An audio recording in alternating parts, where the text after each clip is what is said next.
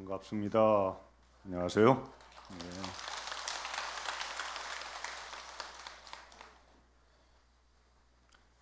제가 2월 보름 열반제일 때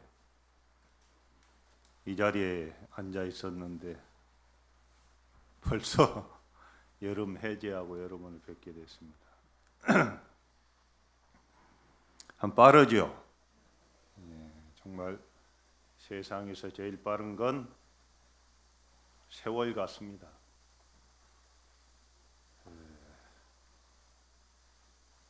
지난 여름은 유독 덥고 습해서 제가 사는 백담사도 그 어느 때보다도 습했어요.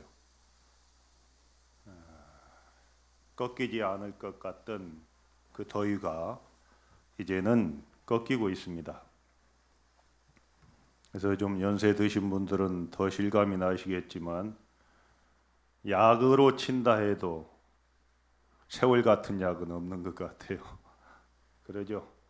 우리가 생각하던 부분, 이해 못했던 부분, 화났던 부분, 화를 삭히지 못했던 부분들도 세월 앞에서는 꺾이게 되어 있습니다.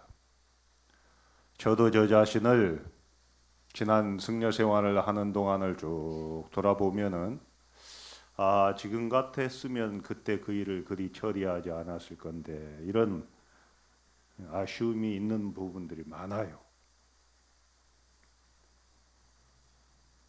그런데 우리가 그렇게 하려면 어떻게 해야 될까?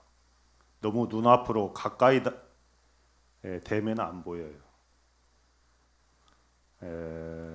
이게 조계사 온 도량에 불교를 상징하는 연꽃이 활짝 피었는데 저 아름다운 연꽃도 너무 가까이 되면은 잘 안 보입니다. 제대로 못 봅니다. 그래서 우리가 무슨 사물을 보거나 또 뭘 생각할 때 내 자신 위주로 보면은 반드시 오류가 있습니다. 자기 유리한 식으로 해석하게 돼 있어요. 근데 왜 도를 깨달은 스님들은 뭘 잘 보실까? 사람도 직관적으로 보고 뭘 누가 좀 물으러오면 잘 대답해 주시고 그것은 너와 나를 떠나서 보기 때문에 정확하게 보이는 겁니다. 신통력으로 보는 게 아니에요. 제대로 보는 것이 신통력이죠. 제대로 명징하게 똑바로 그것이 공부인이 해야 되는 판단이지 없던 무슨 뭐 비를 부리고 뭘 부리고 이러는 게 아닙니다. 정확하게 보는 겁니다. 그래서 오늘은 제가 뭐 여기 이 조계사 법당에는 훌륭한 스님들이 늘 오셔서 법문을 많이 하시는 걸로 알고 있습니다. 저한테도 여름에 조계사에서 한 80명이 백담사 대중공양원을 오셨었어요. 오셨던 분들 계시죠? 거의 그때 또 법문을 청해요. 그러는가 보다 했는데 해제 무렵쯤 또 스님 그때 말씀드리지 않았습니까? 이래서 오긴 왔습니다. 근데 저도 이렇게 법문하기가 두려운 게 세월이 가면 갈수록 할 말이 없어져요. 할 수가 없는 것 같아. 그냥 뭐 모를 때 그것도 법문도 하는 것 같아요. 그래서 옛날 큰 스님들은 개구직착이다 그랬어요. 입을 벌리면은 곧 잘못됐다. 입 벌려 갖고 잘못된 사람 참 많죠. 되게 구설이라는 거 들어요. 그런데 불교에서 말하는 이 입이라는 거, 입을 벌린다는 이야기는 그런 것이 아니라 도의 세계는 말이나 글로 표현할 수 없다 이 말. 말로 글로 표현하는 순간 이미 그건 도가 아니에요.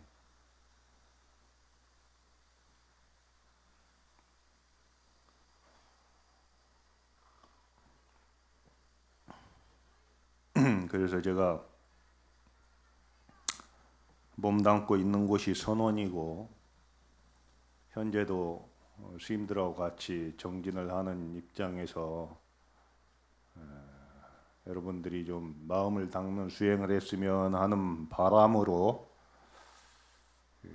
좀 참선하는 거에 대해서 좀 말씀을 드릴까 합니다. 참선 안 해도 되는데 안 해도 되죠, 당연히. 그런데 너무 세월이 빠르잖아요. 너무 빨라서 그냥 나는 결제 이제 2번만 하면 1년이에요. 이 뭐가 어떻게 되는지도 모르겠어요. 옛날에는 내가 언제 한 30한 것쯤 지낼까 언제쯤, 그런데 지금은 그 배도 더 지났어요.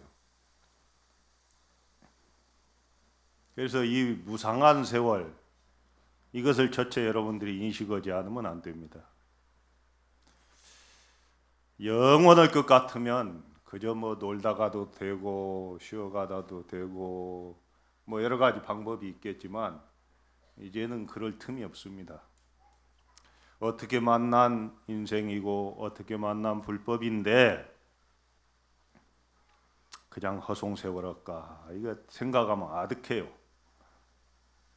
실제로 선방에서 스님들이 정진하면서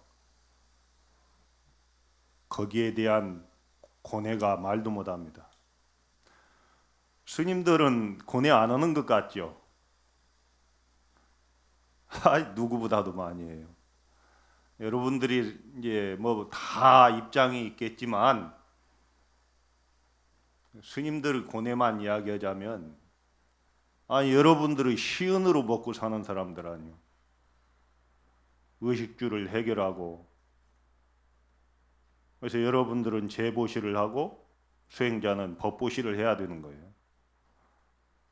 그런데 일방적으로 제보시만 받아서야 이게 과연 나중에 어떻게 될까?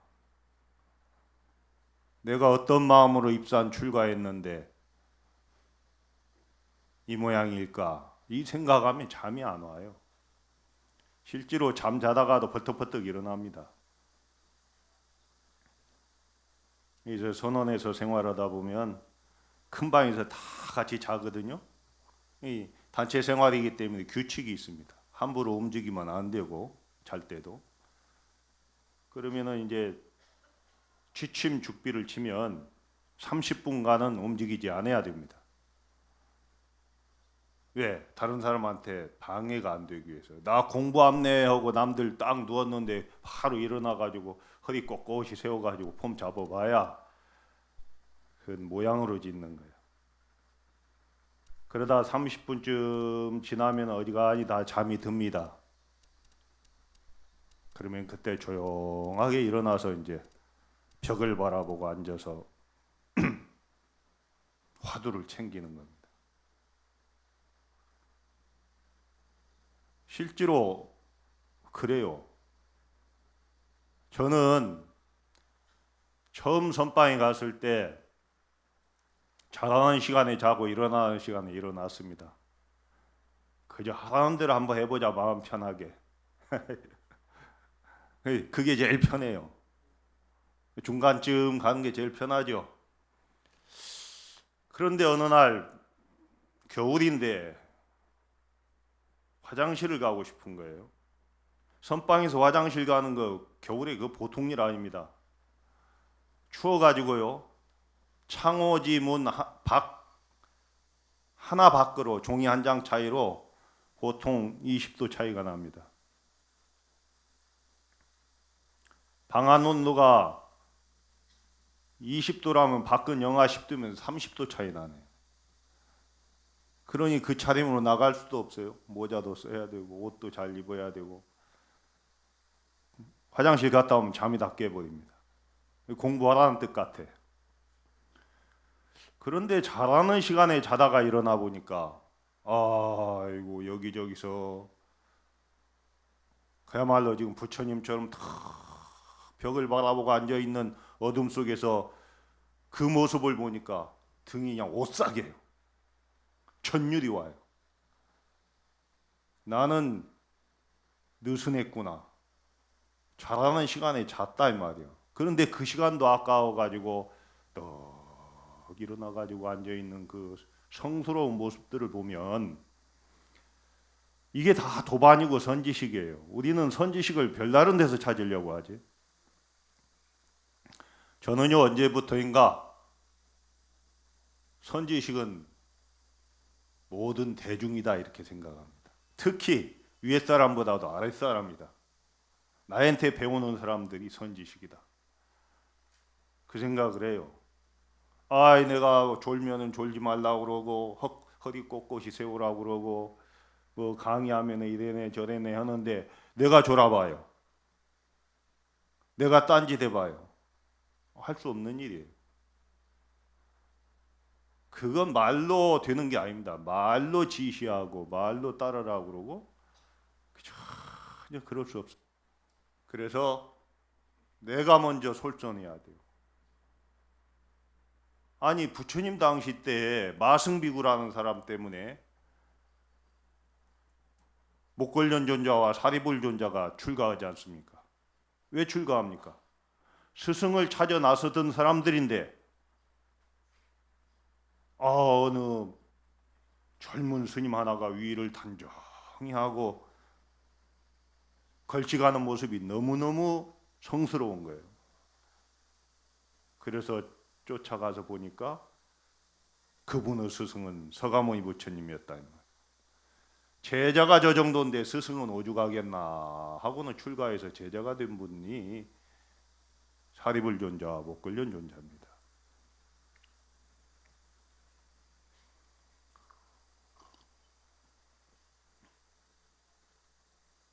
그래서 나는 안 하면서 남한테 하라고 하는 것은 위선이에요. 그래서 나는 잘은 못하지만 내가 확신을 가지고 있는 이 공부에 대해서 좀 여러분한테 권하고 싶어서 좀 서서를 들어놓았습니다. 긴박하다, 즉 급하다. 이건 세월이 무상하다는 뜻입니다. 이 긴박하다, 급하다는 생각이 없이는 공부 길에 들어설 수 없습니다. 그날이 그날 같아서야 언제 하겠습니까? 자, 악하는 순간 이 순간은 다시 오지 않습니다. 여러분들 지금 백중기도도 하고 오늘 관음제일기도 입제라면서요. 그래서 약간 늦게 시작한 걸로 압니다. 어제 오셨던 분들 오늘 오셨을 건데 그날이 그날입니까? 다시는 오지 않습니다. 다시 오지 않는 그 시간을 어떻게 허투루 씁니까? 다시 오지 않는 시간은 허투루 쓸 수가 없습니다. 그래서 소중하게 여겨야 돼요.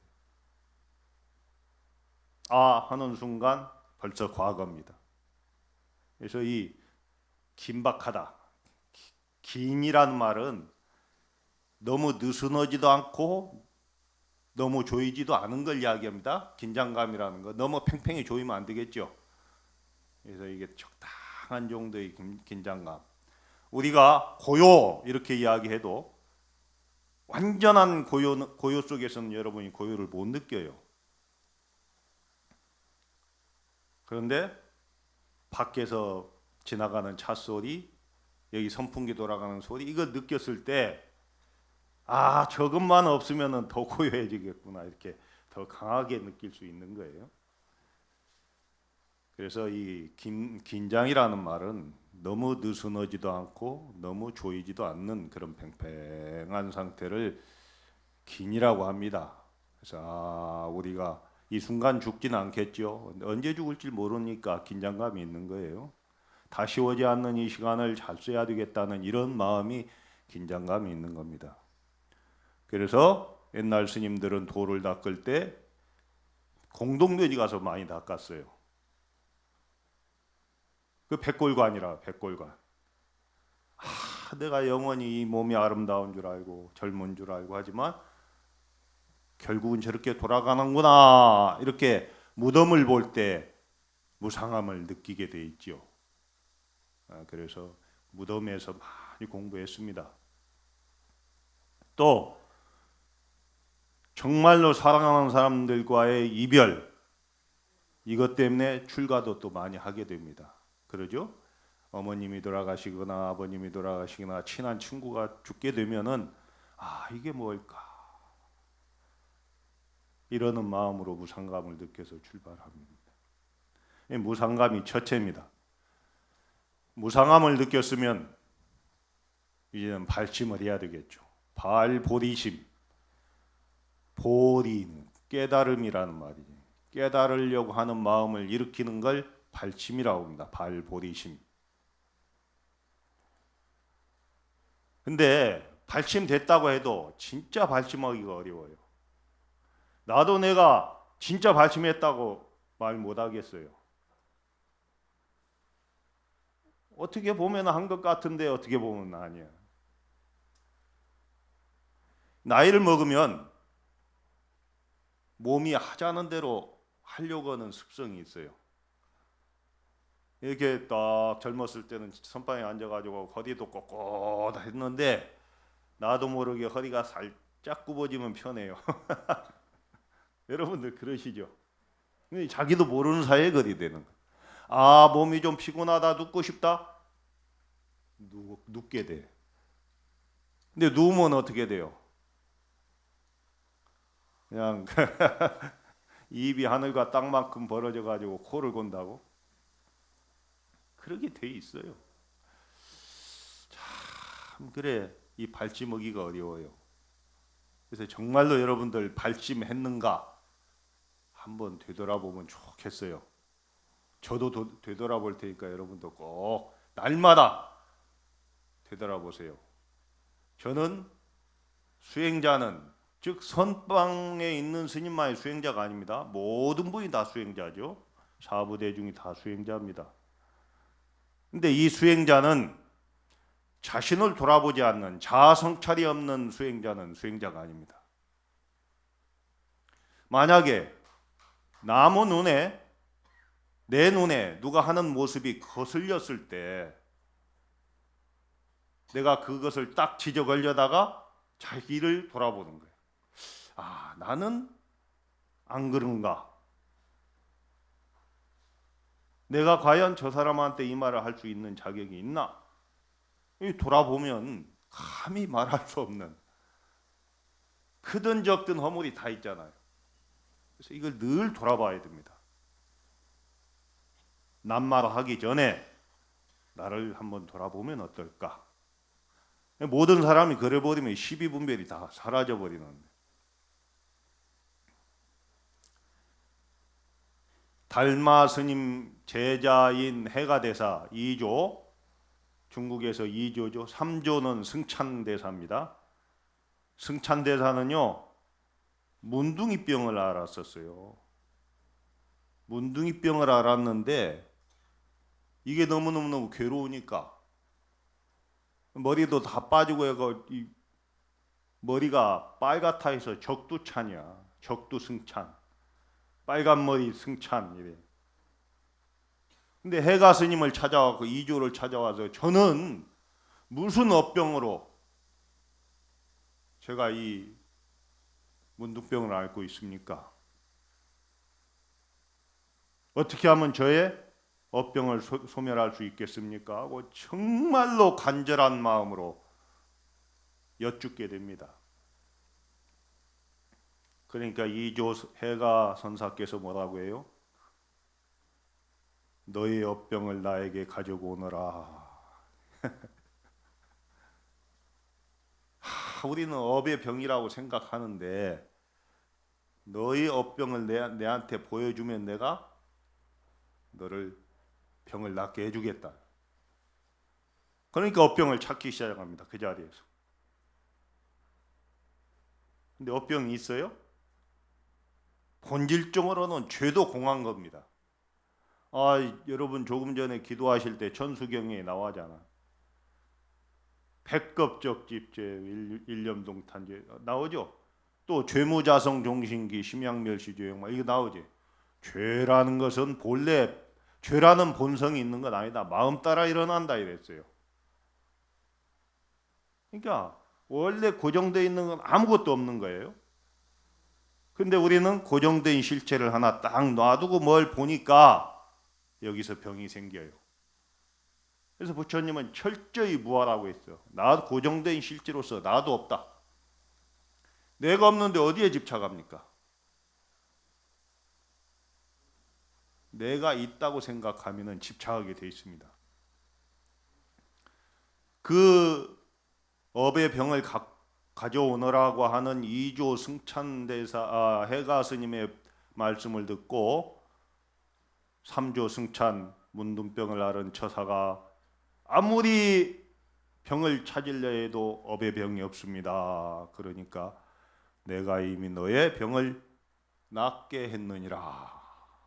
이 말에 깨달아요.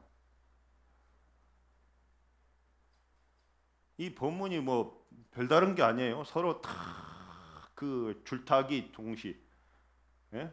묻는 자와 대답하는 자가 인연이 딱 맞으면 깨닫게 됩니다. 그래서 그분이 깨닫고 나서 남긴 어록이 있습니다. 실제로 그분이 쓴 어록입니다. 대부분 큰 스님들 어록은 돌아가셔서 후대 사람들이 법문을 이렇게 녹음하거나 요즘 기록한 걸 편집해서 책으로 내놓죠. 그런데 그 당시에 승찬대사가 직접 쓴 글이 그 유명한 신신명이요.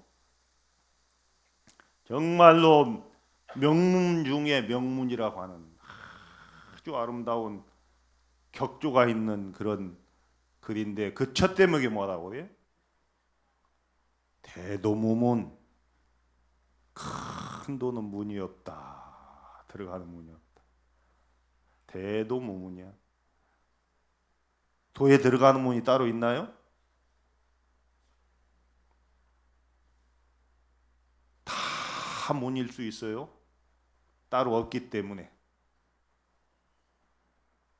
그런데 대도무문 유렴간택, 다음 말이 참 중요합니다. 유렴간택, 오직 꺼리는 게 하나 있다. 도에 들어가는 문에 딱 방해되는 게 하나 있다. 그것이 간택이다. 간은 가려서 버리는 거고 택은 가려서 내 것화하는 겁니다. 만약에 쌀을 뉘를 가려서 뉘를 버리고 그러면 간이고 쌀만 치우면 택이야. 우리 대부분 그러죠. 근데 우리 저 연꽃 보세요. 연꽃의 주인공이 뭘까? 연꽃이라 했으니까 꽃일까요? 저 연은요 하나도 버릴 게 없는 게 연입니다. 연근, 연줄기, 연잎, 연밥, 또 연꽃 다 먹을 수 있어요. 그런데 우리는 꽃을 보죠. 대개 연꽃. 근데 그것은 우리 입장에서 보는 거예요. 꽃의 입장에서 보면 그 어느 것 하나 빠져서는 안 되는 거예요.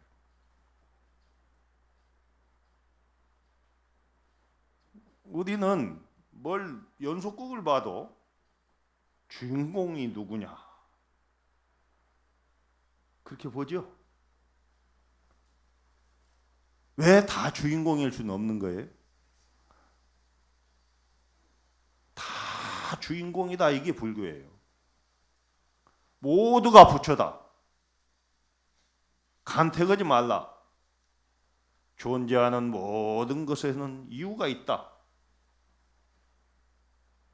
이게 불교입니다. 이게 대도에 들어가는 문이에요. 쌀을 놓고 보면 지금 벼가 잘 이게 그 모가 파래 갖고 나와 보니까 들어갈 때는 모를 심었는데 벌써 아주 파래요. 나와 보니까 조금 지나면은 이제 벼 머리가 나오고 대가리라고 하지. 이거 이제 벼가 있고 타작을 해서 88번 손이 가면은 쌀이 되잖아요. 88번이나 쌀미자가 그렇게 된 겁니다. 그런데 벼의 입장에서는 다 소중해요. 우리는 쌀만 취하지만. 그러니까 입장을 한번 바꿔놓고 생각하면 난 참 좋겠다. 모든 것은 허투루 존재하는 건 아무것도 없다. 존재 이유가 있다. 근데 우리는 우리 눈으로 산을 바라보면서 뭐 밋밋하네 어쩌네 저 돌은 어떻네. 그나마 그 산을 바라볼 때는 그나마 나아요. 산은 이리저리 좀 다른 모습을 할 때 이쁘다고 그러고 아름답다 해. 그러죠? 그런데 우리가 사람을 볼 때 왜 그렇게 못 보는가요? 나와 다르다고 적으로 치고요. 나보다 못하다고 무시해. 아니 대부분 그래요. 말하는 나도 떳떳하게 말할 수 없는 다 내 생각대로 움직이길 바라고 그래요. 그러나 우리가 그건 아닌 것 같아요. 자연은 어우러졌을 때 아름답다고 하면서 왜 우리는 다양성을 인정하지 않는가? 다양한 가운데 하나이면서 다양한 존재. 이게 법성계에 나오는 일직일체 다직일 이거 아니에요. 일미진중함시바. 이거 참 우리가 늘 하면서도 실행에 옮기기가 어렵다 이 말이에요. 그래서 우리가 진말씀을 하려면은 이런 마음을 가져야 됩니다. 세상을 다 평등하게 보고 다름을 인정하고 그러면서도 참으로 헛되지 않은 어떤 그 한 물건이 있는데 이게 뭐 하는 자기 자신에 대한 깊은 천착이 있어야 되는 거예요. 남한테 관심 갖는 것도 중요하지만 나한테도 관심을 가져야지 왜 내한테는 소홀하고 남한테만 관심이 많아요.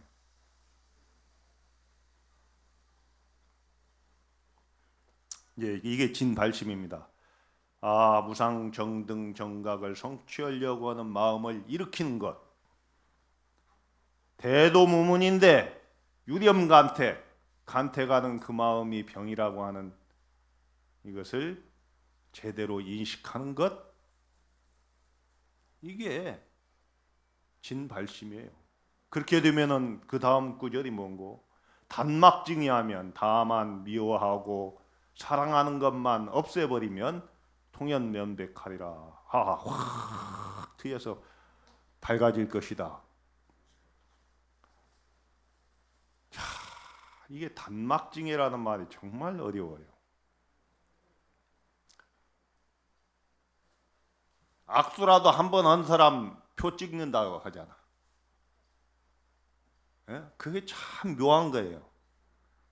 얼굴이라도 한번 아는 사람, 차라도 한 잔 같이 먹은 사람에 대한 우리가 그 애착이 있어요. 그지? 근데 그마저도 놔버리라 이 말이에요. 그러면은 그냥 다 대도다. 대도가 눈앞인데 그걸 우리가 못 하는 거예요. 한번 놓아버리자만, 한 번쯤은 놓아버리자만, 놓아버려. 놓을 필요가 있어요. 그래서 진발심이라는 것은 이런 것이다. 그러면 이제 발심이 되면요, 여러분 하심해야 됩니다. 하심. 내가 잘났다 생각하면 아무것도 할 수 없습니다. 참 모든 사람이 선지식이다. 그래, 다 보이는 것이 도다 이러면은 그 도 앞에서 어떻게 아만을 부릴 수가 있겠습니까?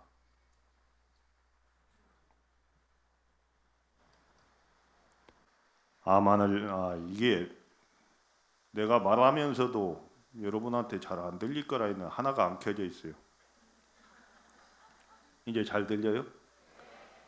이게 수레의 두 바퀴와 같은 거야. 새의 양 날개와 같은 거예요. 이것은 불교에서는 자비와 재를 함께 이야기하는 건데 내가 2월 보름날 열반제일 법회할 때는 뭐 이렇게 나왔는데 왜 이렇게 마이크가 나를 힘들게 하나 했어.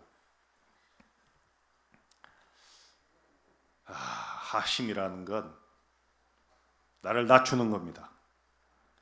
그냥 몸만 낮추는 게 아니고 마음까지 낮추는 거예요. 여러분 부처님한테 정례라는 건 지심정례 공양하잖아요. 아까 연불원 스님이 지극지정석으로 하시더라고. 이마를 땅에 대는 거예요. 이게 정례입니다. 이마정자. 그리고 손으로 부처님의 발을 또 넓히면 모든 이웃들의 발을 내 머리 위로 올리는 거예요. 이게 지심정례입니다. 그렇게 하심해야 돼요. 다른 종교의 성직자 교황님 같은 분이 어느 나라 가시면 그 비행기 트랩에서 내려가지고 딱 입을 땅에 맞추죠. 이제 그런 의미입니다. 하심. 여러분 하심 됐나요? 사실 안 됐을 거예요. 나도 참아야 된다. 아무리 해도 그게 안 돼. 참을 인자는요, 마음 심자 위에다 칼날을 하나 딱 얹은 거, 칼날 인자. 참는 게 쉬운 건 줄 아세요? 그런데 대부분 참을 만큼 참았으니 못 참는다 이래. 그건 참은 게 아니야. 근데 왜 어떻게 하면 참아질까? 금강경이 나와요. 부처님이 어느 때 인욕을 닦는 선인으로 계실 때 가리왕의 궁녀들이 가리왕을 따라서 사냥을 나왔다. 궁녀들은 사냥에 관심이 없네. 그래서 가리왕이라는 말은 극악이라는 말입니다. 아주 포악한 왕인데 사냥을 좋아했다 해요. 그래서 궁녀들은 산 좋고 물 좋은데 이렇게 가다 보니까 어느 그늘 밑에 신선이 앉아서 수행을 한단 말이에요. 그러니까 자연스럽게 글이 모이는 거지. 향기가 있으면 꽃과 벌이 나비와 벌이 날라들잖아. 그래서 거기서 법문을 듣고 있는데 가리왕이 자기 궁녀들을 찾아 나서다가 그 모습을 본 거예요. 그러니 질투심이 불같이 일어나서 이놈 너는 누군데 남의 궁녀들을 희롱하느냐. 그러니까 저는 인욕을 닦는 선인입니다. 이놈 네가 인욕을 닦는다고 칼로 막 사지를 도려내잖아요. 그때 부처님이 하신 말씀이야. 나는 그때 가리왕을 미워하지 않았다. 아픔도 느끼지 않았다. 왜냐? 아상, 인상, 중생상, 수자상이 없었느니라. 너와 나를 떠나버리면은 안 아프죠? 때리는 자와 맞는 자만 떠나버리면 그게 진짜 하심인 거예요. 사상을 버리는 거. 내가 누굽네. 내가 백담사의 누구다. 이게 아무 의미 없어요. 아무런 의미가 없어요, 사실. 그래서 하심을 그렇게 해야 됩니다. 그러면 하심한 다음에는 이제 본격적으로 참선에 들어가는데 시간이 많지 않아요. 한 40분 내로 쓰라고 그래요. 주최 측에서. 또 오늘 다른 때보다 좀 여러분 기도를 많이 하셨다요. 그래서 시간은 대충 지키려고는 합니다. 근데 저는 이제 선을 하는 입장이니까 제가 선 입장에서 이야기합니다. 교를 폄하하거나 선을 하지 않는 스님들을 이야기하기 위해서가 아닙니다. 그분들은 그분대로 열심히 또 그 부분의 영역에서 노력하시니까 정말로 어떻게 보면 저보다도 더 성스러운 분들입니다. 그런데 이제 수학 선생은 수학을 가르치잖아요. 그래서 선을 이야기할 수밖에 없는데,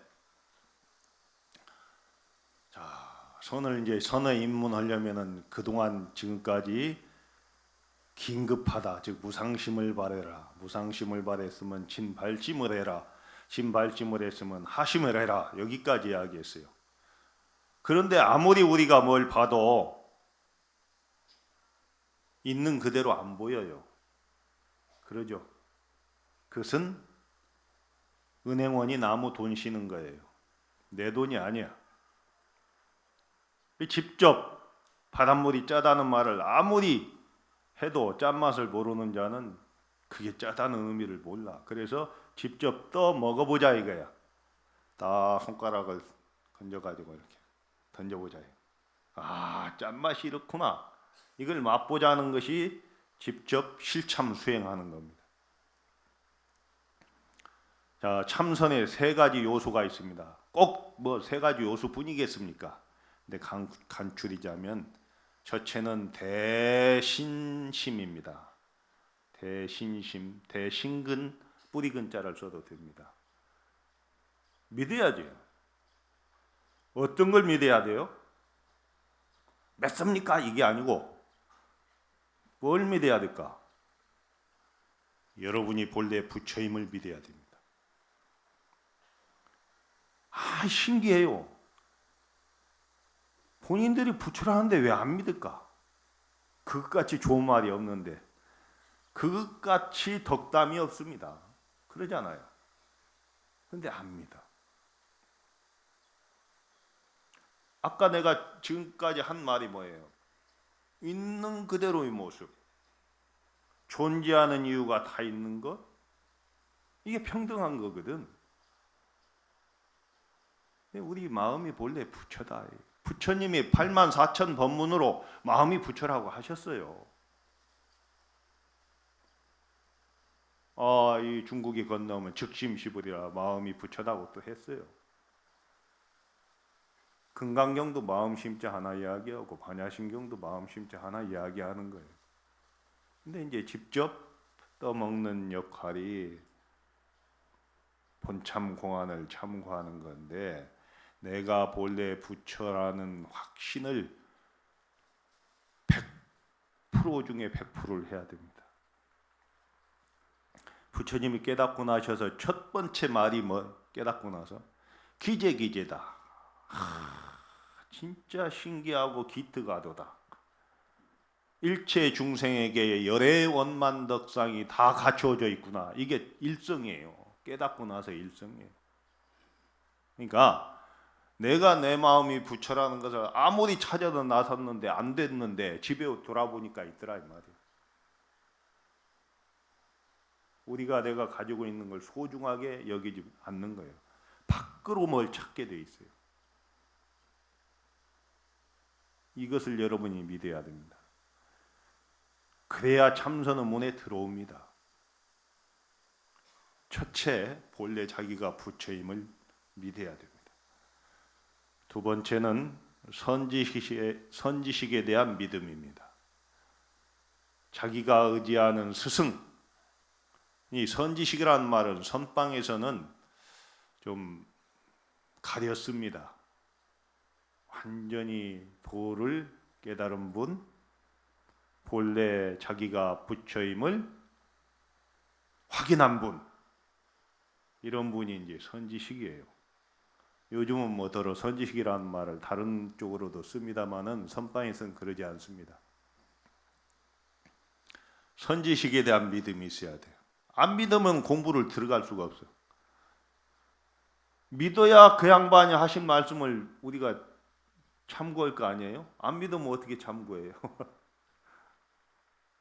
그 다음에 자, 선지식에 대한 믿음을 다 찾아가서 여러분이 여기 오듯이, 물론 다 쉽게 온 분은 아니죠. 없는 시간 내서 다 어려운 시간 내서 입식 기도도 해야지, 조상 천도도 해야지, 관음제일 기도도 해야지 하니까 오시는 거 아닙니까? 또 법문도 들어야지. 근데 오는 길이 사실은 좀 쉬워요. 옛날같이 어렵진 않아. 오는 길로만 가면. 옛날에는 그런 분이 계시다면 불원 철려고 찾아갔다 이 말이에요. 조주 스님 계시오? 내가 몇 월 며칠 날 갈 건데 계실 거요? 이렇게 해서 가요? 그럴 수 없잖아. 전화도 없고 KTX도 없고 비행기도 없고 뭐 산 넘고 물 건너서 오직 그분을 찾아가서 도를 깨닫고자 하는 그 철저한 그 마음 하나 가지고 가는 마음이 그냥 대충 갑니까? 그러니까 그 간절한 마음을 담고 가니까 그분이 계시는 것만으로도 눈물이 나는 거예요. 이 눈물이 나는데 거기다가 한 말씀 해주시면 그게 그냥 비수처럼 오지 않겠어요? 그래서 선지식에 대한 믿음을 가져야 돼. 여러분들이 어느 방장 스님을 찾아간다, 어디 조실 스님을 찾아간다, 어디 선원장 스님을 찾아간다, 어디 윤화 스님을 찾아간다 해도 그런 마음으로 가야 됩니다. 그러면 그 분이 너는 이것을 화두를 이렇게 들어봐라 이렇게 하는 분은 사실은 없어야 됩니다. 왜 그러냐면 묻는 거에 대한 바로 대답을 하는 거기 때문에 그 말 떨어지자마자 깨달아야 돼요. 근데 깨닫지 못하면 그 말을 천착할 수밖에 없는 거예요. 그래서 요즘 옛날 그 위대한 선지식들이 너 이거 해봐라고 제시한 분 없어요. 근데 못 깨달았는데 그분들의 법문집이 이렇게 모아져 가지고 1700공안이 되고 이랬던 거예요. 깨닫지 못하면은 참고하는 거죠. 참고하는 거예요. 이게 이제 대의단인데 그분이 뭐라고 딱 했단 말이에요.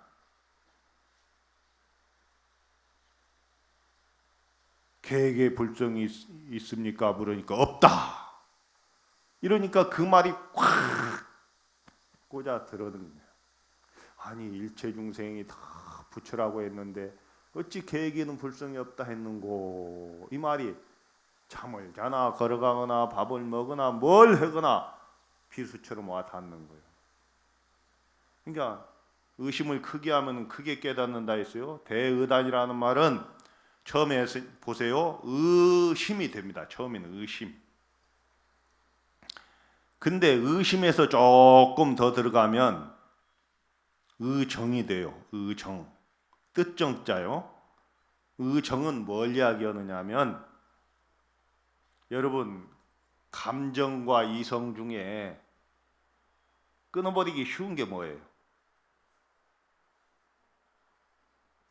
이성? 당연하지. 이성이지. 이성은 생각으로 끊을 수 있어요.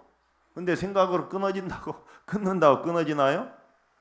자, 초상집 갔을 때, 난 참 초상집 가본 지 오래됐는데, 갔을 때, 자, 고가시오 하면은 갑자기 며느리들이 막 울어 따리고, 아들들은 잘 안 울더라고. 막 안 울던 게 곡하면 곡을 해요. 그런데 그건 또 그럴 수 있어요. 근데 그만하면 또 끝인다고. 이게 진짜 우는 건 아니야. 정말로 서럽게 울면은 뚝 해도 이게 남아. 그죠? 이게 감정입니다. 감정. 그러니까 의정이라는 말은 의심이 이미 감정화되어 있는 겁니다. 그래서 의정이라고 합니다. 이미 끊을래야 끊을 수 없는 거예요. 이렇게 여러분들이 화두를 한번 해봤어요? 해야 되니까 했지. 해야 되니까 하는 거. 근데 여기서 익숙해지면은 의정이 돼요. 근데 의정도 다가 아니에요. 의정이 깊이 자리 잡으면 의단이 돼요. 한 덩어리가 된다. 덩어리 단자요. 둥글 단자. 한 덩어리가 된다는 말은 내가 만약에 계획에 불성이 있다, 없다, 어째서 뭐라 했는고, 무 이렇게 해도 되는데 처음에는 화두를 드는 내가 있고 들려지는 화두가 있어요. 그것까지는 의정입니다. 그런데 완전히 물과 우유가 섞인 것처럼 구분할 수 없으면 의단이라고 합니다. 여기서 드는 주관과 들려지는 객관이 소멸돼 버립니다. 주관객관이 소멸될 때 정말로 화두가 이리허다 이렇게 이야기합니다. 한결같다. 그런데 화두가 이려 하는 것도 무지무지하게 어려운 일인데 이게 공부가 아니야. 탁 화두를 타파해야 되는 거야. 마치 강을 건널 때 옛날에는 뗏목으로 건넜어요. 뗏목을 버려버려야 돼. 선에도 치우치지 말라 했는데도 악에 얽매이겠습니까? 그마저도 놓아야 돼. 타파, 화두가 타파돼야 돼. 그래서 그때까지 여러분 좀 하십시오. 나도 할 테니까. 나도 하고 있으니까. 내가 안 하던 거 여러분한테 말씀드릴 수는 없습니다. 그래서 이보시오 당신 아직까지 그 모양이요. 이렇게 좀 혼내주면 좋겠어요. 이것은 많이 한다고 되는 게 아닙니다. 어떻게 하느냐의 문제죠. 빠른 사람은 정말로 빠릅니다. 늦는 사람은 한없이 느려요.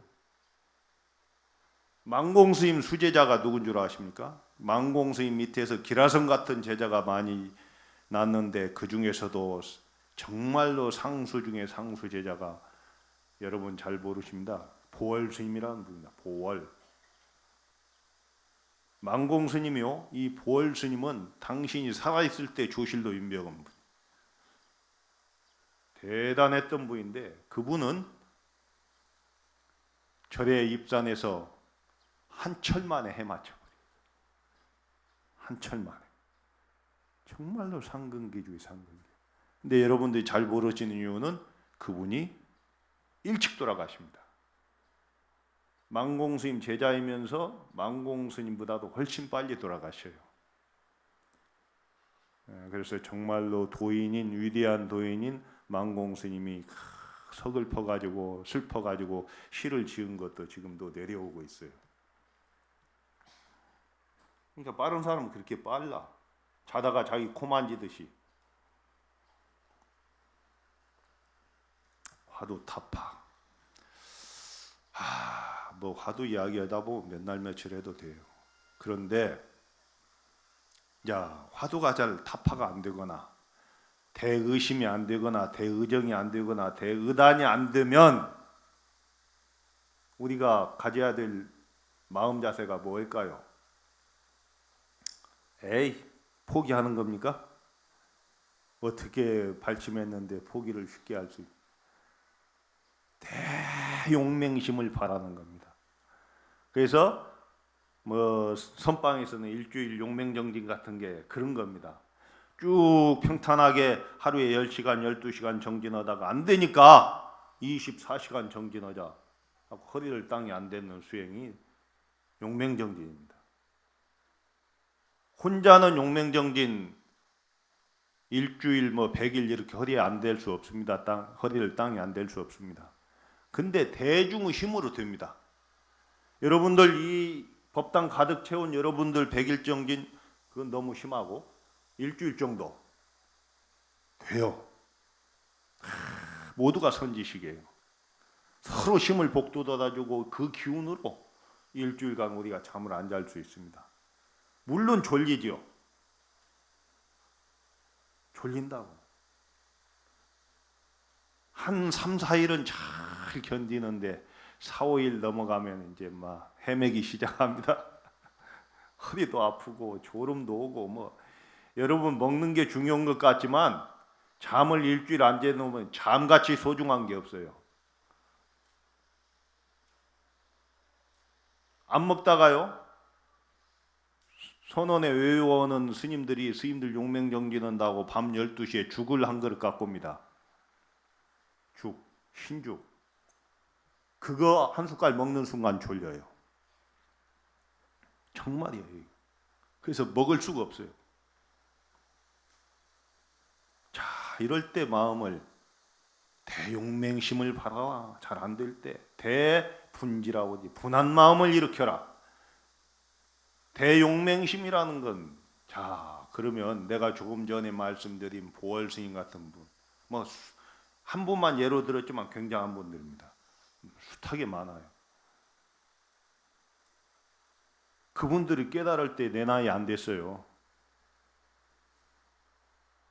편양언기선사 24살 때 서산 스님한테 인가받아요. 고려 때 고려 말에 나홍선사 57에 돌아가십니다. 이미 깨닫고 나서 다 할 일 해마치고 다 돌아가신 분들. 그런데 나는 왜 이 모양인가? 이렇게 분한 마음을 이렇게 남한테 돌리는 게 아니고 내 자신으로 하여금 용맹심을 발하게 하는 겁니다. 즉 피계장부라면 역대 재불조사 선지식들이 장부라고 하면 여기서 장부는 여자 남자가 아니고 출격대장부입니다. 헌출하게 진로의 세상을 벗어난 출격장부 도인들이 피계장부라면 아령불이리요 나라고 그러지 않겠소. 여러분도 다 부처인데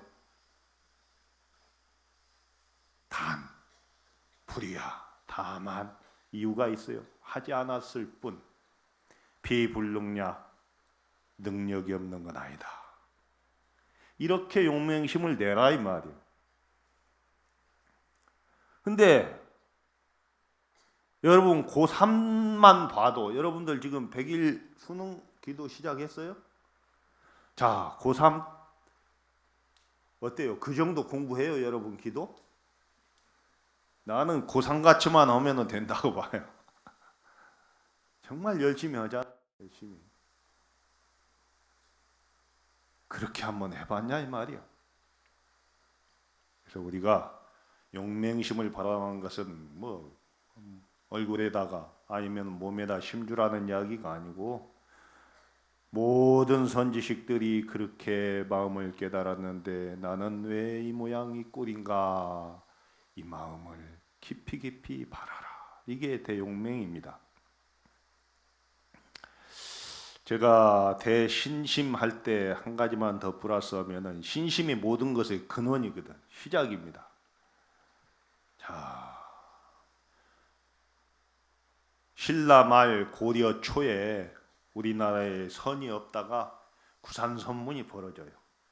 중국에 가서 선의 사상을 인가받고 온 선지식들에 의해서 우리나라 9군데에서 크게 선문이 벌어지는데 그 중에 한 분 이야기입니다. 지금 서울에서 강릉을 가려면 대관령을 넘어가요. 옛날에 대관령을 넘어가는데 어느 청년이 비단 장사입니다. 비단을 이고 이제 강릉 가서 팔려고. 근데 대관령 마루에 있으니까 좀 쉬고 있는데 어느 노스님이 이 옷을 다 겨울인데 풀에 헤치고 햇볕 보고 있거든. 그 모습이 너무 신기해서 스님 뭐세요? 이랬어요. 그러니까 내가 중생들에게 공양을 하고 있노라. 가만히 보니까 이 있지 이. 젊은 분들은 모르시지만 이 대충 이 자리에 계신 분들은 몇 분만 빼고 알 거야. 석회 뭐 이런 거. 아이고 우리 절에 있을 때도 벼룩이 얼마나 많은지 안골벽에 쓰는데 어쩌다가 안골벽에 놓치면 막 벼룩이 나오고 그랬어요.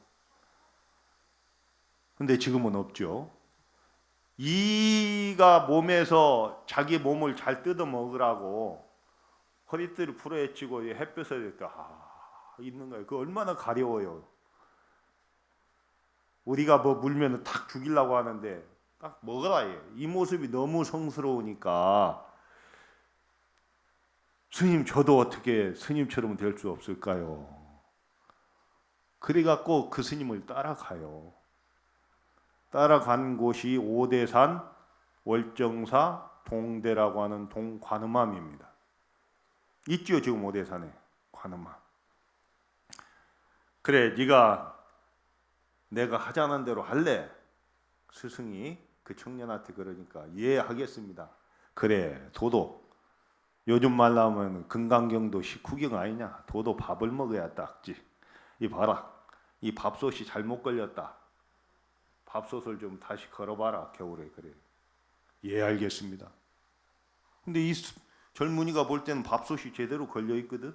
근데 무작정 알겠습니다. 그래가지고 막 찬물에다가 또 황토를 이겨가지고 솥을 잘 걸었어요. 그래서 스님 솥을 잘 걸었습니다 하니까 이놈아 이게 솥이라고 걸었느냐 주장자로 팍 그냥 찌그러뜨리고 다시 걸어라. 예, 다시 하겠습니다. 또 걸었다 하면 이놈이 이게 됐느냐. 그래서 9번을 고쳐 걸게 합니다. 9번 만에 이게 솥이 제대로 걸렸구나. 이분이 스승이 무령국사요. 저 보령의 성주사지 그 무령국사 구산선문 성주 산문을 개창한 무령국사고 그 제자가 구정선사입니다. 구정 9구자 소정자네 9번 솥을 고쳐 걸었다 해서 구정선사입니다. 이 정도 할 수 있어요? 못하지. 별 스님 다 봤네. 보자 보니까 그러고 가버릴 거 아니요.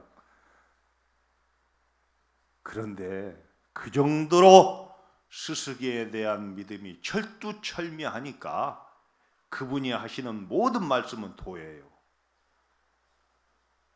이게 제자가 스승을 따라야 되는 이유입니다.